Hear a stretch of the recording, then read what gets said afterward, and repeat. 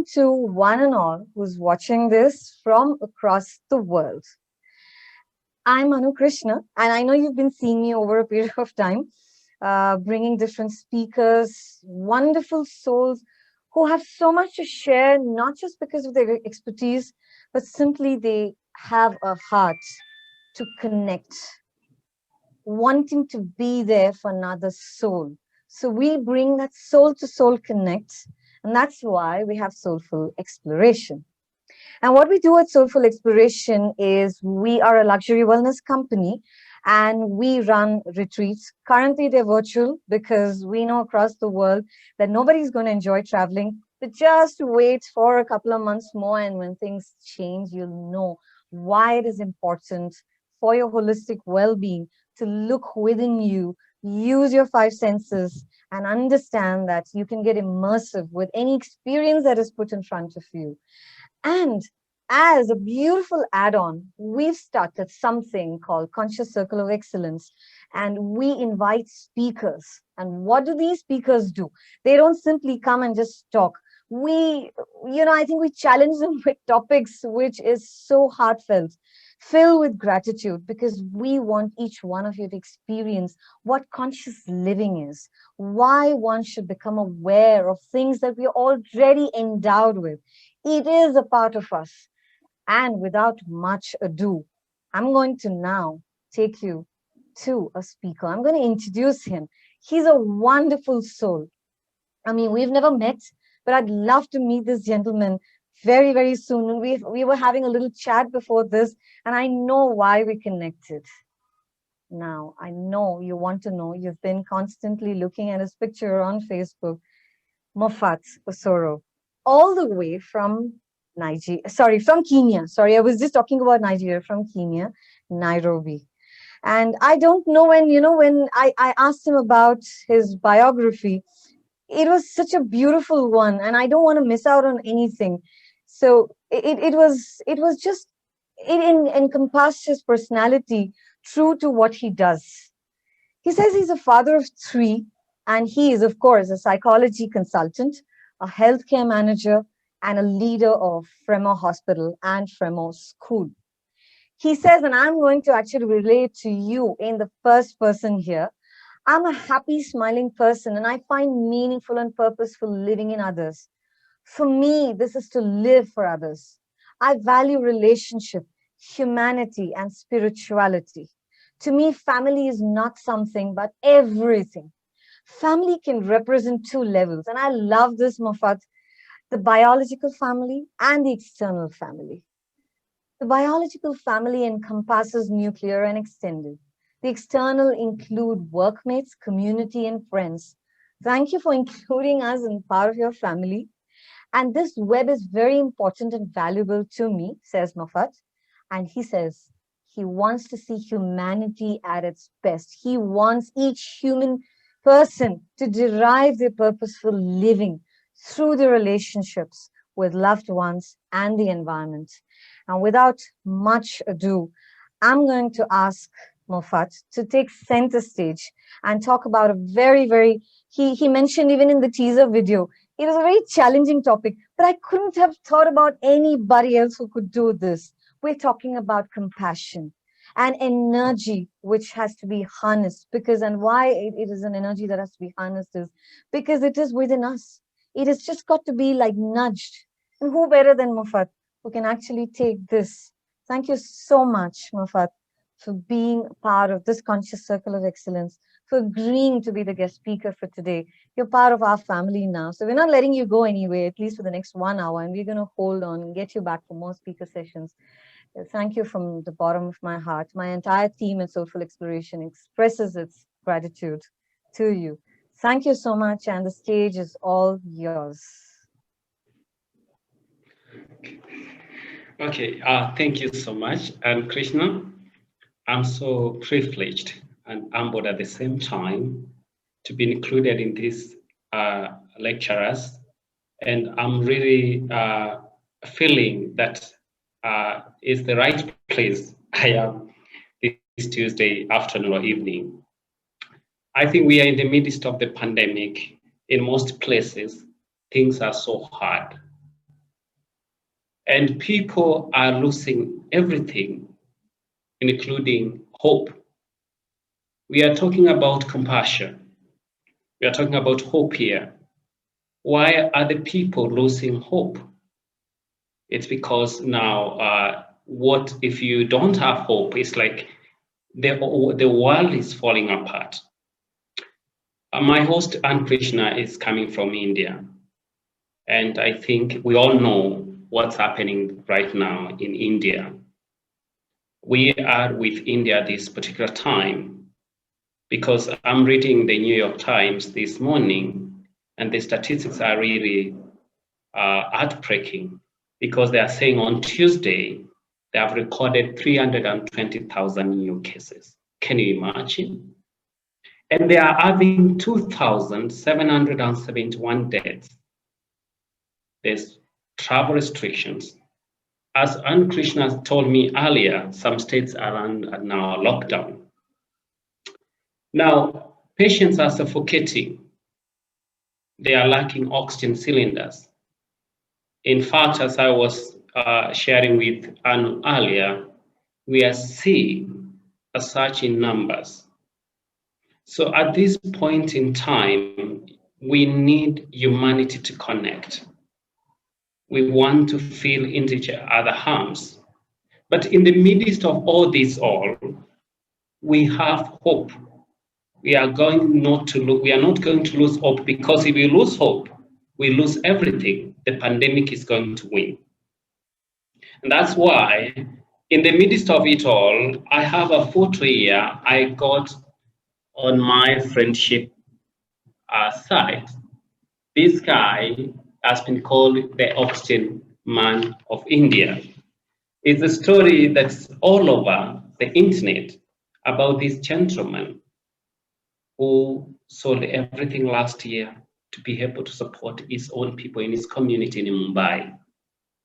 A few weeks ago, this guy sold his car, it's called RS22 Lakso, to buy the COVID patients about 160 oxygen cylinders. Now, look at what's happening.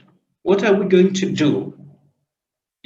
I think we are in an era where we can know right now what's happening in a far miles in Australia, and I'm in Nairobi. I can know what's happening in a split of a second, meaning that we can be able to share the burdens.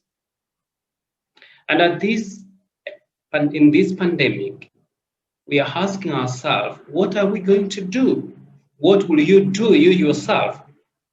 There's travel restrictions, there's social distancing, there's lack of jobs. Everything has been restricted. Does that mean that's the end of humanity? Now, I was not long ago, a friend of mine sent me a link on Facebook. And the link, and he said, Moff, I know you like this link. And it was called the Kindness Pandemic. Now, about the Kindness Pandemic page that is on Facebook, the writer says, the Kindness Pandemic was established by Dr. Catherine Parrott on 14th March 2020 to improve the lives of people devastated by the COVID-19 pandemic. Kindness won't make COVID go away, but it's making our lives easier.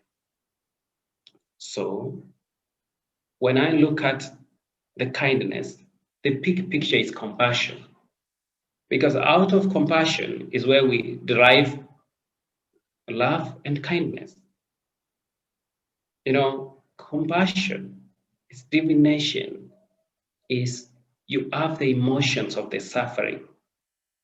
When you have this, you have felt those emotions, you step, you act to alleviate. You put yourself in the position of the sufferings. And now it's true today, because like Catherine says, when she started this page, people were moved. In fact, in 2 weeks, over 2 million, people joined the group. She says, we particularly encourage acts of intersection, kindness for people who are marginalized before COVID and because of it. In other words, kindness for all. So whatever part of the world you are coming from, it's no rocket science that you have not felt the magnitude of the COVID. Have you been compassionate? That's a big question. What have you done? Now, we know what's happening now, as I said, in India.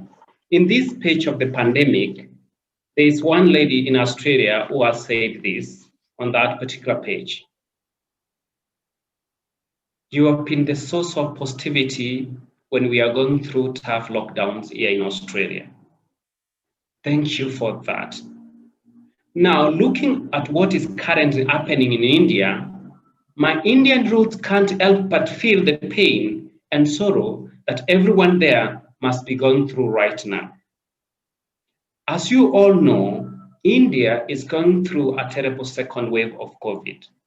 Please pray for India and be supportive to your fellow Indian colleagues, friends, strangers, neighbors in the community as they may be going through a tough time right now. Everyone has been so supportive and stood by people from around the world when the COVID situation got worse. And now it's the time to pray and show our support for India while they battle this vicious virus. Now, looking at my own country, Kenya, as I speak now, I'm in the capital city, Nairobi, and we are also in a lockdown. We have lockdown and curfews, and it's not easier for people like the marginalized people. I think part of the reason why I am speaking here is, first, as my host indicated, I'm a psychologist. And in psychology, I think people tend to think we understand everything. We're so happy. Truth be told, because for you to qualify to be a psychologist, you have to go through those tests to be able to help people.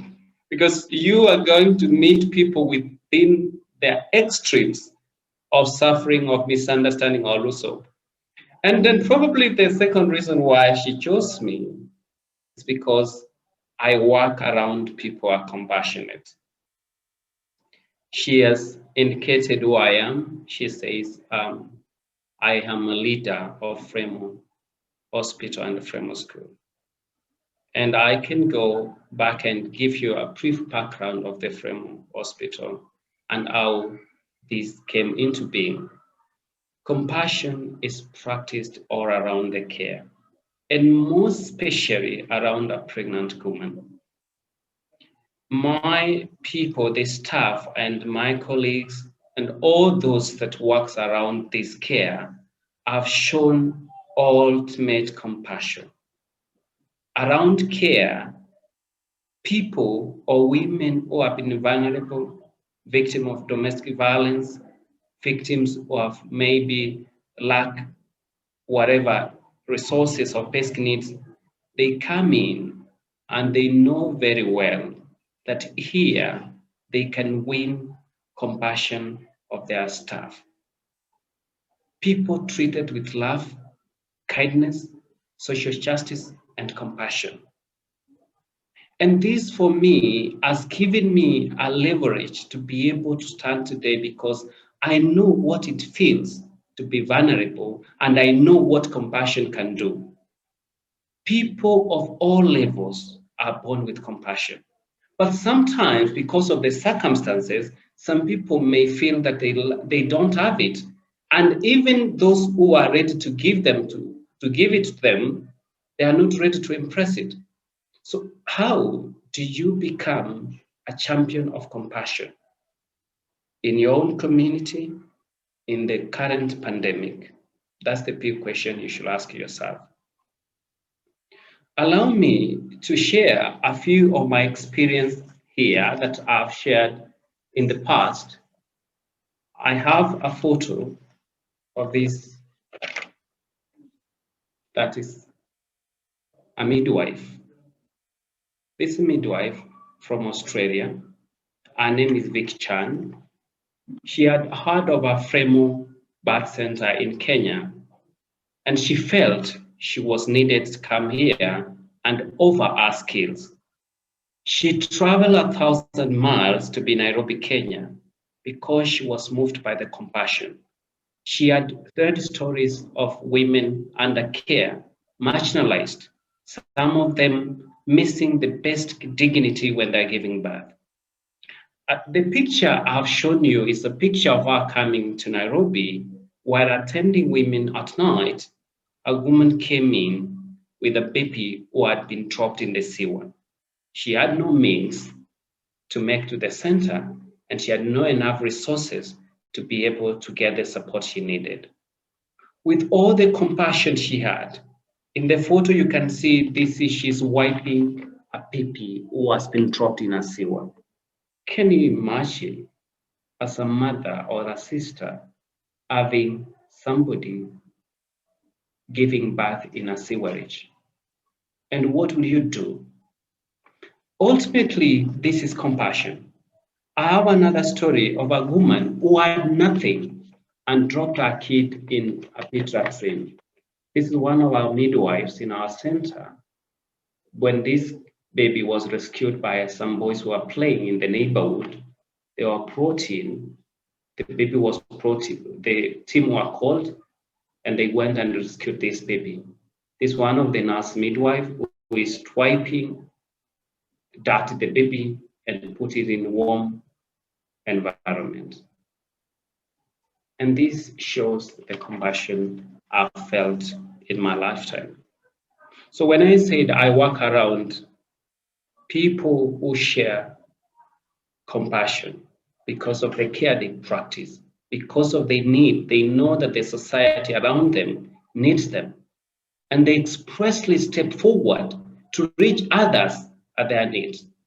And now I'm not saying that the compassion can only be practiced in medical centers or you can practice compassion wherever you are. So there are many stories, and one of the stories I also have to share is this story. There's a woman in one of the towns in Kenya. You can see she's having a mask, a portrait that has been cut and is put as a mask. There's also a little baby, our daughter, she's holding this daughter to cross over to another level of mainland to go and do her work. In the midst of this pandemic, this woman knew that the government required her to have a mask. And she also knew very well that she needed food, she needed to work. But look at her. Is it normal for that woman who is going to take care of these kids while she'll be working? Where will these children of her be if it was a normal society? So when you look at this woman, if this was a photo on your social media feed, what will you do right now? I know emotions are running if you are normal like me, if you are compassionate enough, because this is the level where the pandemic has taken us. That some of the needs that are needed are the corona has brought us basic needs are not there. Now, when I talked about the oxygen man of India, one of my friends captioned and said this. He said, every citizen who always think of buying materialistic stuff this year, do this favor to humanity. Ditch the expensive holidays and do something. So if I was in a very expensive holiday or vacation in the midst of this, and I watched that woman who is carrying her kids to go and work, in some places, they will be having babysitting. She'll come home tired, or probably somebody has taken care of the kids, and probably somebody has prepared dinner or supper. and then she'll go and rest. But families all over the world are carrying burdens.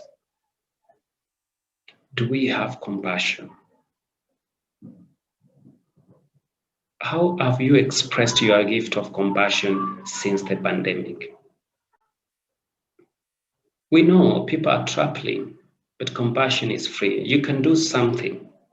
When this photo of this woman was shared, and that's what I call responsible journalism, I think the governor of this town called for this woman, and she got the support she needed.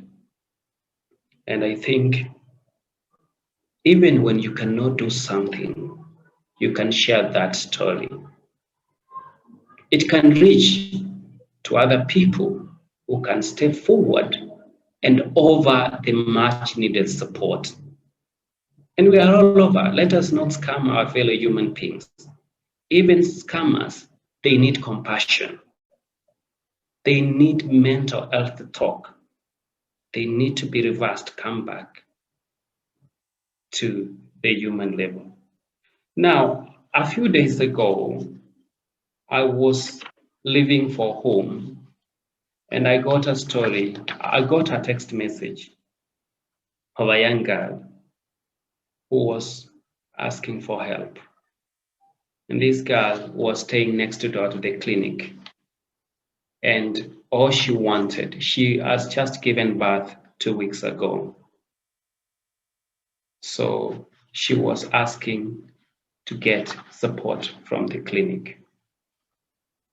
Earlier on, when the pandemic started, we know our people, we know the family we serve. We asked friends of goodwill and we raised almost $2,000 and purchased food for the communities. But this time around, we were so unlucky because we didn't have enough for these people. Because you know your people, and you know you are all within your people, and you know you can do something when they need it. So this lady in the evening wrote a text message, and she said, "Hi, FreMo, my name. I'm a young girl who gave birth a few weeks ago. For the past 2 weeks, I've been struggling to get food. Now, since morning, I've not taken a meal. My breasts have run dry. My baby is crying uncontrollably. Please come for my help." So just reading that text. So when I shared with a few people, they felt that this was one of those scammers. One of the attributes of our profession is not to judge people. If you judge people, you have no time to love them. Now, we organized, we texted the lady back, and we agreed if she was able to walk to the clinic, she'll come in. It was late in the evening, so she walked and she arrived and she sat down at the door. You can only imagine a woman, a mother of 16 years old. She's been abandoned by her boyfriend because of the pandemic. And there she is with her little baby. So the first thing as a medical provider you do is to provide medical testing and ensure if she needs dehydration or if she's immunity has been compromised. And that's what exactly we did. We put her in bed, gave her warmth, prepared a meal for dinner, gave her a drink to drink, and biological, the physiological process responded, and the milk started trickling. And by the following day, this young girl was smiling. She was so happy. She forgot what was happening the last evening, and she said she wanted to go home. But the team agreed that we cannot just send you home. We have to make sure we are sending you to a safe home, a safe home for you and your baby that can give you food, that protects you from all that external factors that are putting your life into jeopardy. So I don't know how many of the stories we are going to hear during this pandemic, and we fall short of compassion. We could have been like some of us. Becky, we say she wants attention. She wants corners. Does she have people? There's other people. So when people are running towards this pandemic, we can share even the little we've got. I think if you look around you, or when you go home tonight, you can see how much you have and you don't need. Exactly. But deep down, other families, you can exchange that for life. For life. What we need for survival is just a tiny of the material things the world is lying to us. So what can we do during this pandemic? What can I? Is it I, me, and myself? What are you massing this pandemic? When you're trying to hide from the realities of struggles of other people, if you were to switch that television while you are watching Al Jazeera or a CNN or wherever, I think the following day, you'll watch the same news telling you how many people have died in the past 12 hours. So you cannot run away from your fellow humanity because of denial. And this pandemic is trying to teach us that we have become a neighborhood without becoming a brotherhood. We need to know what's happening all over the world. When you look at like the third world countries, I think it's the negative media in most of it, negative, the stories that are reported. Truth be told, but also we have to make sure that there are good people out there, like the man in India. The oxygen man of India is one of my heroes. In fact, he could have gone the CNN hero of the year for me. And probably we have to look at that because in him, he knew the car. You can imagine you are driving a car for one person. It's good to have cars. We love them. But what if you knew it will save 160 souls? What would that mean? It means a lot to humanity. It means a lot to all of us. We need to understand that compassion is within ourselves and we have to resist any temptation to be in denial. We must take responsibility for each other now and the post-pandemic. There are so many needs that are going to come out of the pandemic. Still, as we noted in our discussion about the start of the pandemic kindness, they said that we have to take care of the marginalized because of the pandemic and those who were marginalized before. I know of the families who have lost it all. Let me be honest with you, I like sharing with people lots and catching up. I know of one of the doctors who is taking care of young girls in high school in Nairobi. So when we were catching up a few days ago, we were sharing the state of the school. And she told me how a young girl has contracted the COVID and she was taken to a public hospital. and it costed the family $10,000. That's an equivalent of 1 million. So you can imagine a family that is going to sell all they have to be able to discharge their own daughter from hospital. Some people are going to get out of the COVID worse than they were, but I know it will teach us all lessons of compassion.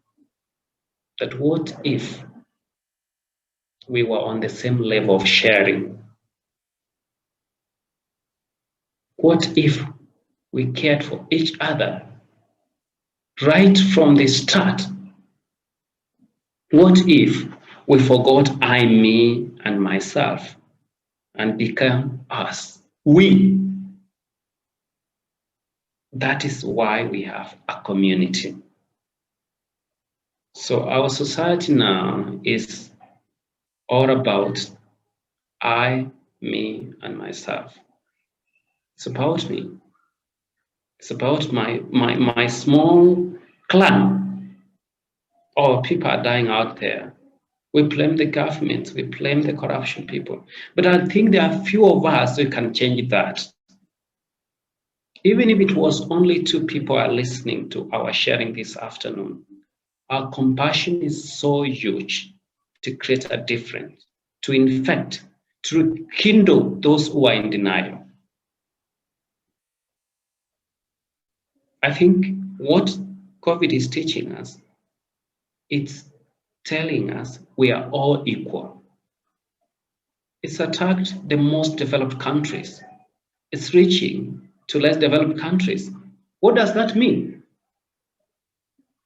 It's also telling us we need oxygen. So I think all of us, for those who want to reason together, we can now reach a level of understanding and agree that this corona did not discriminate.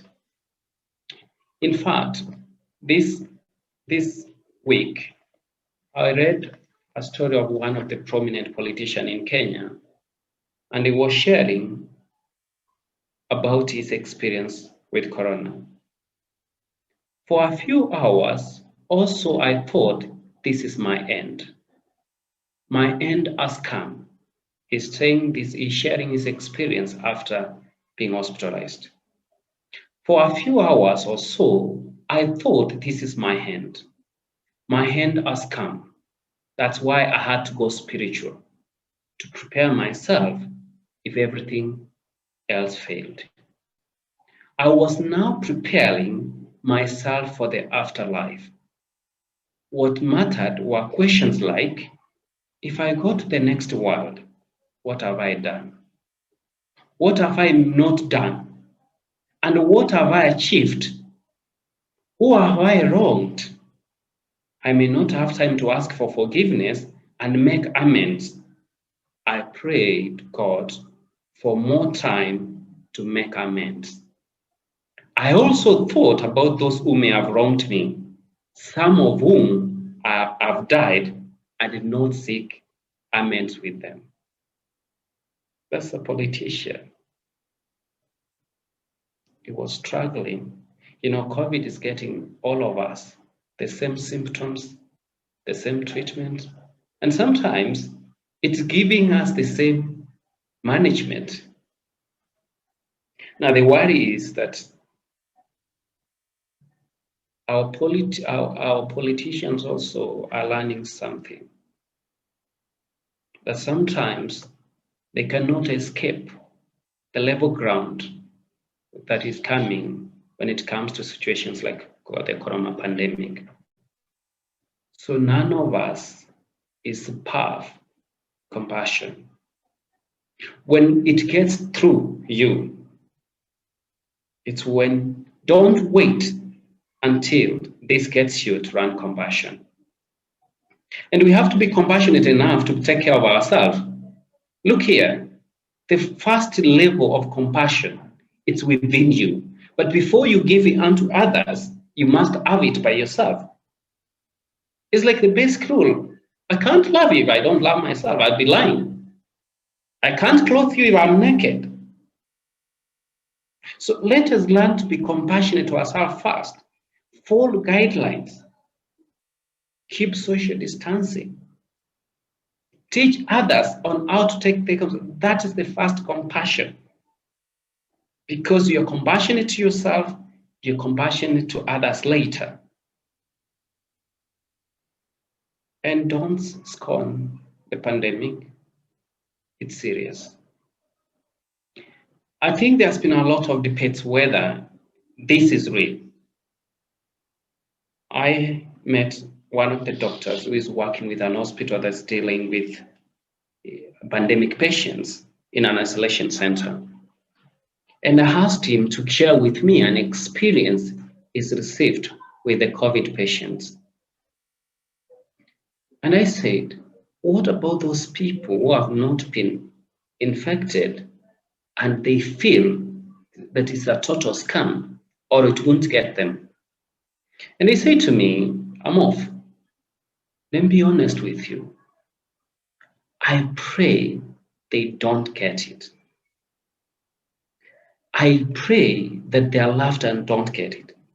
But also, if they get it, I pray they survive it to come out with the experience to share with others. So do not scorn it. Just because you have not been a victim does not mean that it does not exist. So you have to learn compassion to yourself.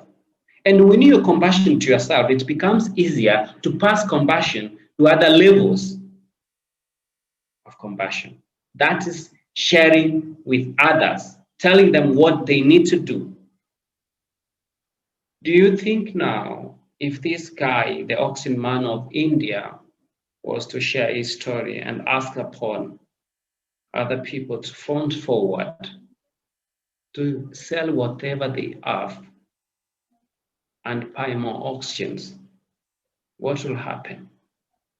I think, like my host and Krishna said, if they use their five senses properly, they'll step and save the crashing humanity. And for me,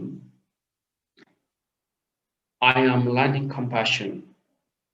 I learned it as a profession, and I share with it every day those who need it most. But sometimes it's not humanly possible to be compassionate enough because sometimes you're overwhelmed. Because as we learn, is that when you have compassion, you have to do something. For those ones who have been keen enough, when you watch the videos on the Indian streets, that's how you feel. And that's sometimes how I feel. The feeling that you need to do something, but you are helpless. And that's what COVID is done. So kindly for all of us who are joining this platform, we can change. We can change the world of compassion. We can change the world of let's first do it.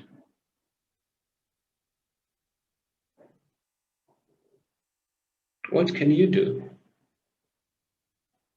Love and share the compassion.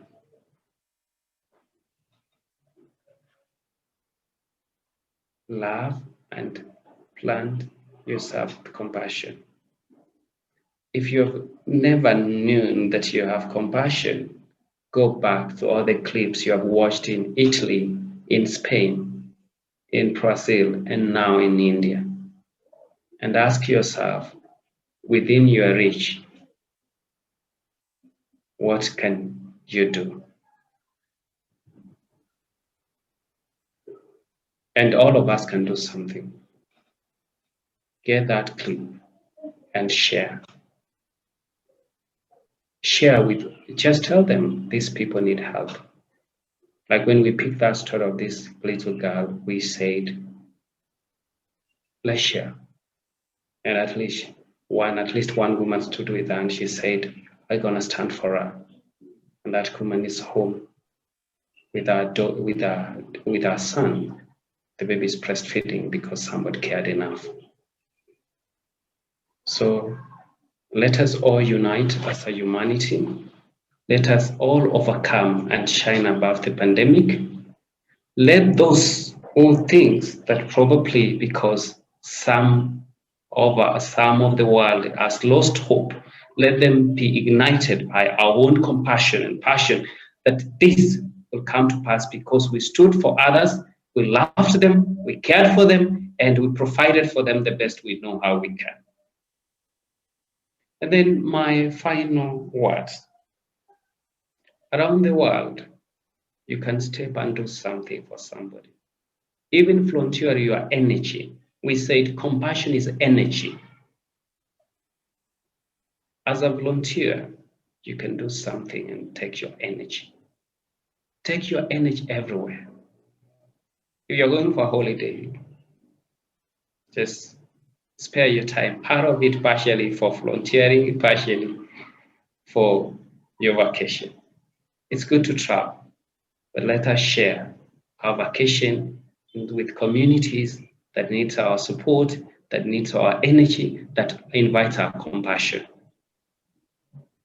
So let us shine out of the pandemic.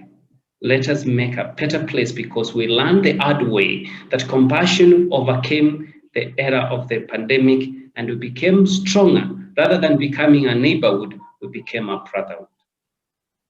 So thank you so much, Anne Krishna. I'm so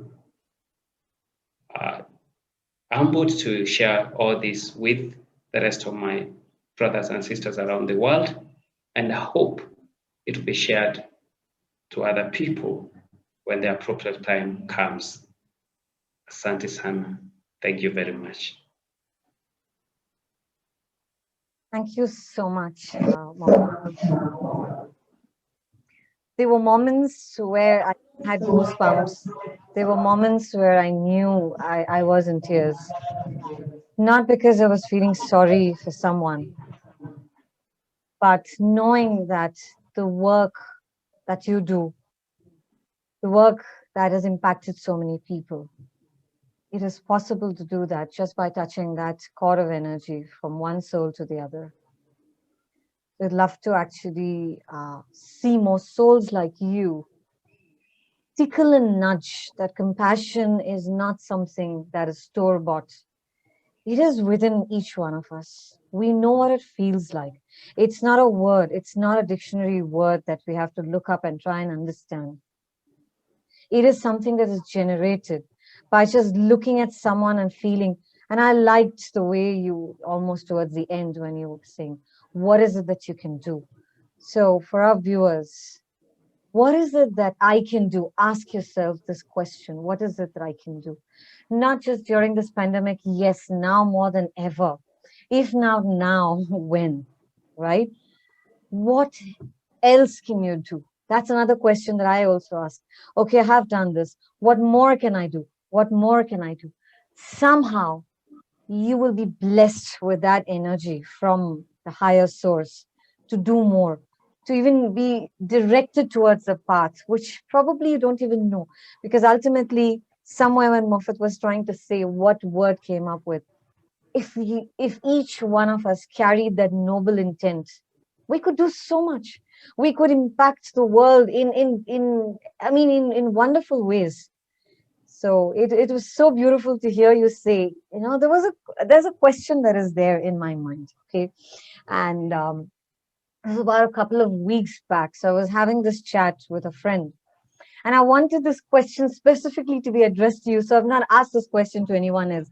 I said, when I'm doing this session with Moffat, I'm going to ask him this. So we were talking about kindness. We were talking about being generous. We were talking about being compassionate.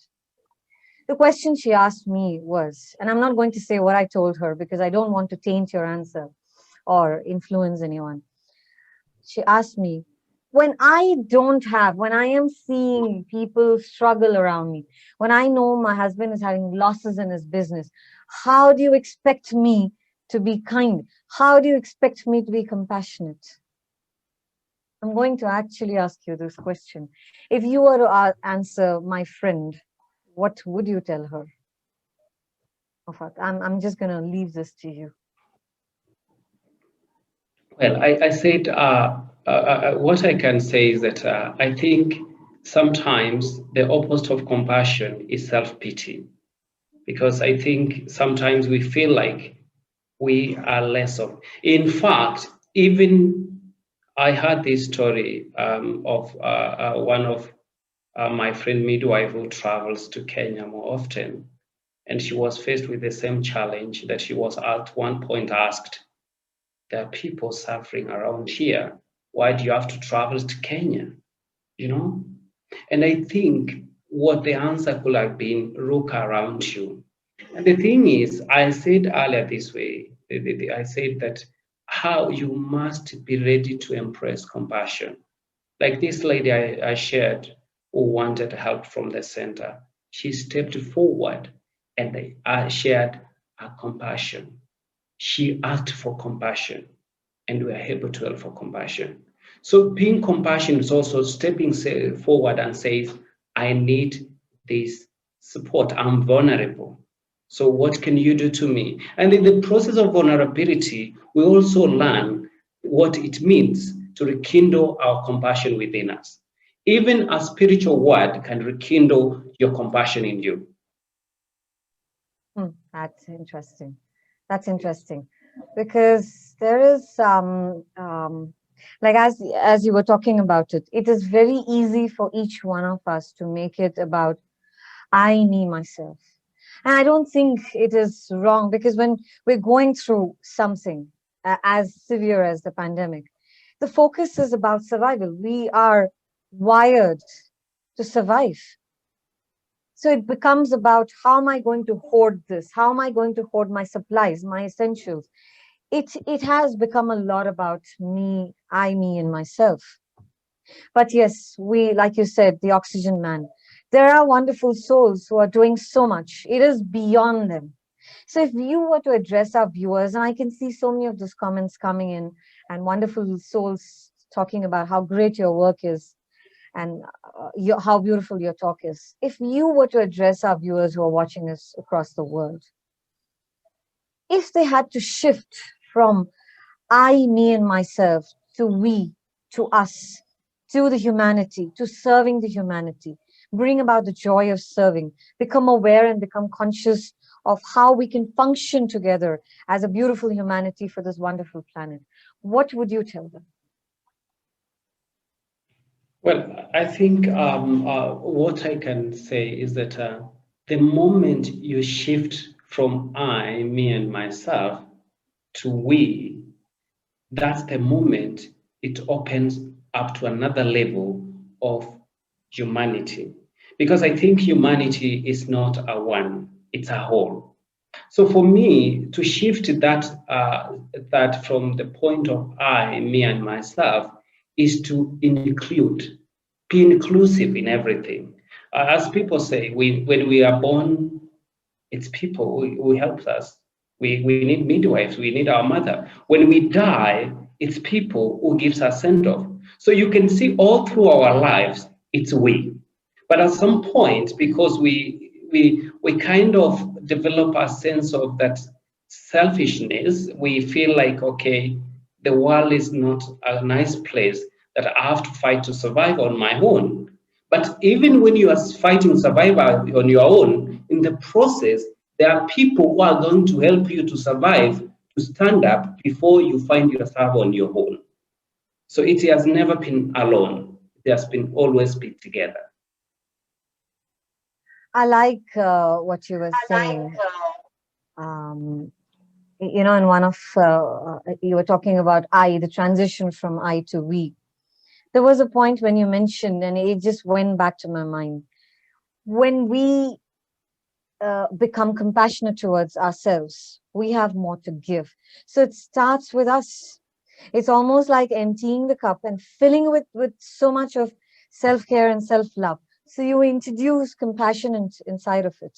Then there's more. Then every cell in your body starts to vibrate at that compassionate energy that you only have more to give. So that was something very beautifully. It struck a chord. It's like, okay, I have so much. I have so much. I have so much to give.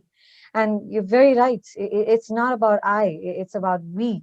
And if I could just pull out, I think you might want to correct me, Moffat. I think it's one of the phrases from Africa. You got to tell me where it is. I think it's Umbutu. I am Ubuntu. because we are, right? I don't know Yeah, even exactly. whether I pronounced it correctly. Yes, And it's this is something, Ubuntu. Ubuntu. This is Yes. something that I've been using so much in my sessions. I am because we are. I, in fact, end my session saying that because I feel it is not me. It is not me there. It is we. I am because we are. So, if you were to just elaborate for people who have not heard this or are hearing it for the first time or want to know more about it, can you tell us in relation to compassion, how can we talk about I am because we are? I think let me go back and say I is quiet. Because in the process of self care and self compassion, it's quiet. And more often, if we want to show the world that we are trying to self care ourselves, we are going to do this, it's always literally said we are proud. But you see, to me, in the process of it's always a process of trying to understand yourself, having that self care, attracting some forces, and then making yourself strong. Because when people realize when you have brought the we, is already that the first process of humility of trying to take care of yourself has been done. And now you're bringing inclusivity. And even the person who has not grown from I will find an opportunity in your quietness to be put aside and to be able to grow on them. So by the time we become we are checking ourselves, each other, on how we can strengthen ourselves and learn on how we can be a team. So when we talk of Ubuntu, it's a South African, it originates from South Africa and said, I am because we.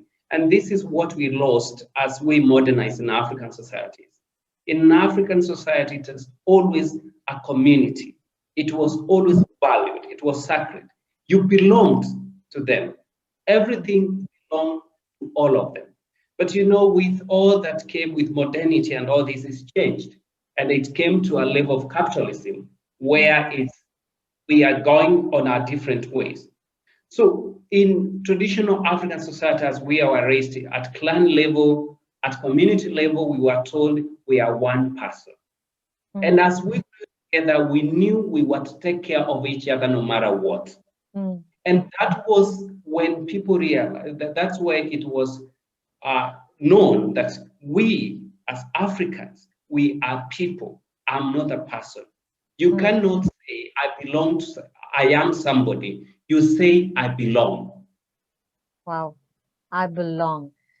I belong. I there's something. It's the first time when I heard this, it was like wow, and then I started to what to say, go deeper into it, and then I promised myself that the next time I find somebody from Africa, I'm going to ask them because when it originates from a land, I guess there was a purpose. There was an intent behind why this was spoken, why these words were spoken.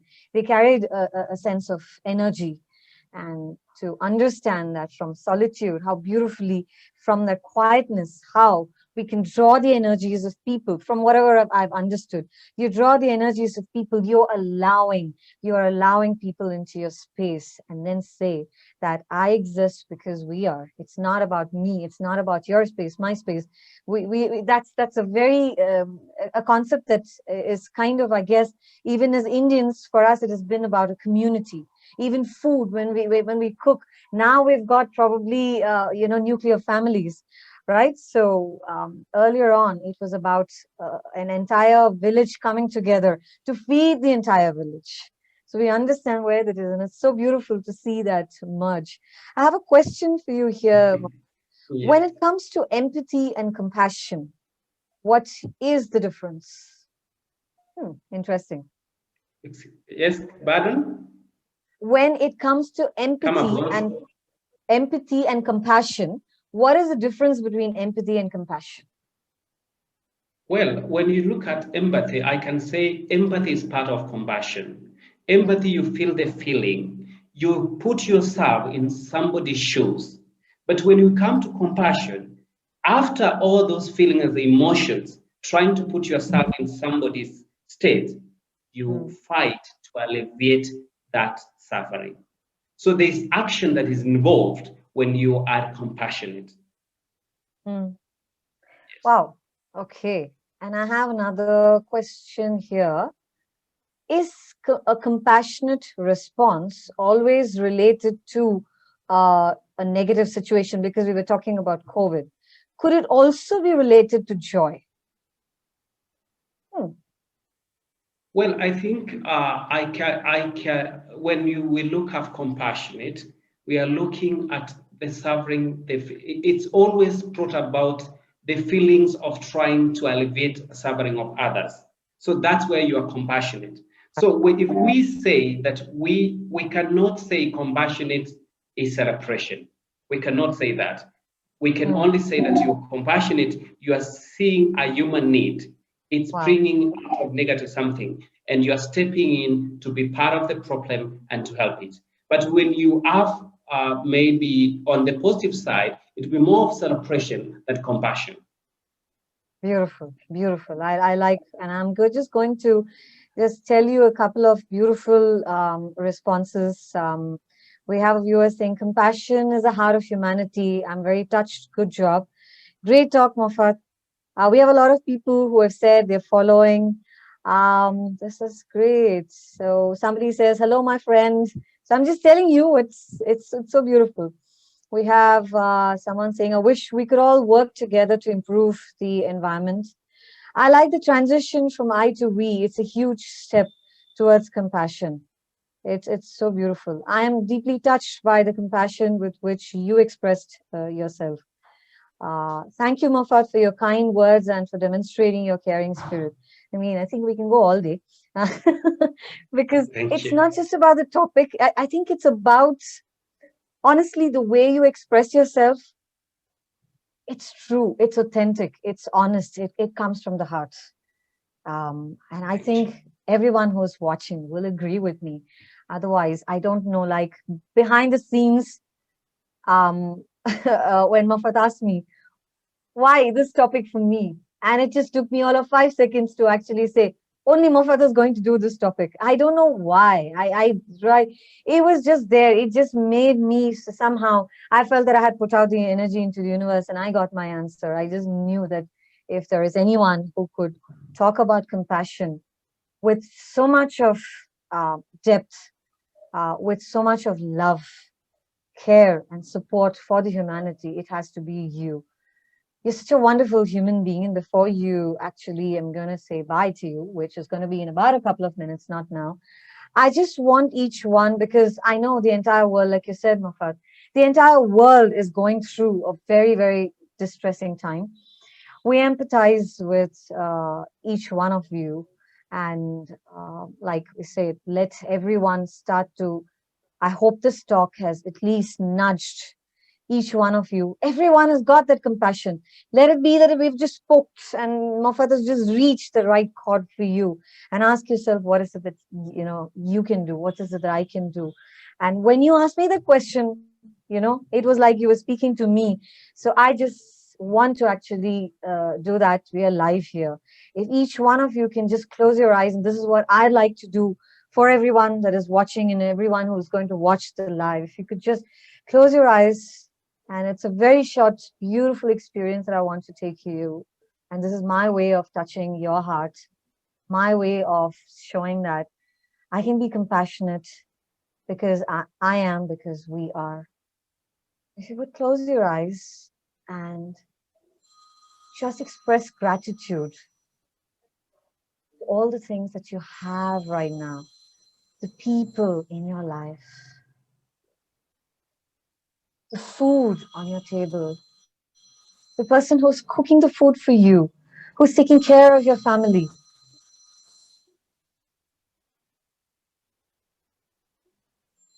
the air that you breathe. You're hearing my voice. You heard Mofat just a while ago. Be thankful that you're alive. Bring that energy of gratitude deep within you. Awaken it. Feel happy that you can see, you can smell, you can hear, you can touch, you can feel, you can taste. Be thankful to that higher energy that's blessed you right now. And as you feel that gratitude swell, share that feeling with others. Give them your blessing. The world needs to heal. Send that intent out and say, I send the best energies. Let the world heal. Let the world heal. Let the world heal. Thank you. It was such a beautiful thing, Moffat. Um, I don't know. I'm at a complete loss of words. You really touched me, and I know there are many other people who have been touched by your talk. And I feel very blessed in your presence. Thank you so much for being a part of this journey with us, with the Soulful Exploration. We will definitely get you back for more such beautiful topics, not just because you're a great speaker, but you have a heart that wants to impact. You have a compassionate heart that wants to do more. So, on behalf of my entire team here at Soulful Exploration, and my wonderful co-founder who's behind the scenes right now, DC, wherever you are, thank you so much. I know you've been sending such beautiful comments also. Thank you so much, Moffat. And stay tuned, guys, for the next session on the 30th with another beautiful speaker all the way from UK. And for the wonderful, wonderful person from Nairobi, Kenya, thank you. Namaste. This is the way we say from India, from the heart. Very heartfelt gratitude to you, your entire family. Be blessed. Thank you. And Thank love. you so much. Thank you. Thank you so much. Bless you. Thank you. Thank you very much.